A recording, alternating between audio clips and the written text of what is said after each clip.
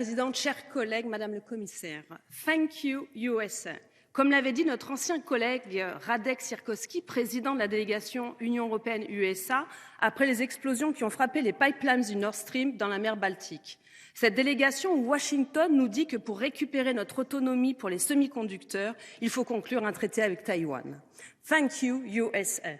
Microsoft récupère le marché de nos données de santé. Le peu d'industrie qui nous reste s'exile aux USA grâce aux subventions alléchantes. Pfizer a obtenu le marché des vaccins jusqu'en 2027. On a même failli avoir une Américaine à la tête de la protection de la concurrence européenne.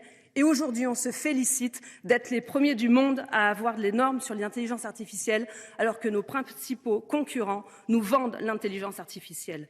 Thank you, USA. Les panneaux solaires, c'est pareil. Madame la Commissaire, vous nous avez brossé un tableau peu réjouissant de la situation de l'industrie solaire européenne. Bravo. Mais le constat n'est pas nouveau. Madame von der Leyen semble s'inquiéter uniquement si des entreprises allemandes se plaignent et si Monsieur Meyer-Burger délocalise. Vous découvrez aujourd'hui que la seule entreprise qui reste en Europe va s'exiler aux USA.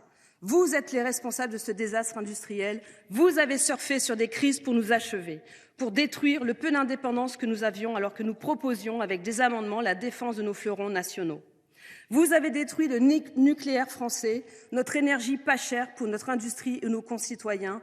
Il fallait absolument fermer Fessenheim, abandonner Astrid à Bill Gates. Résultat, les prix d'électricité, du gaz explosent et nous sommes devenus un désert industriel.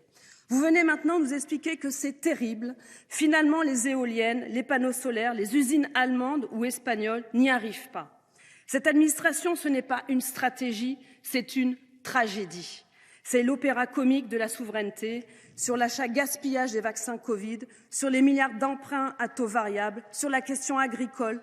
90% des problèmes se trouvent à Bruxelles, mais thank you USA. Et un conseil à nos amis allemands, c'est d'acheter le dernier livre d'Emmanuel Todd, La défaite de l'Occident. Je vous remercie.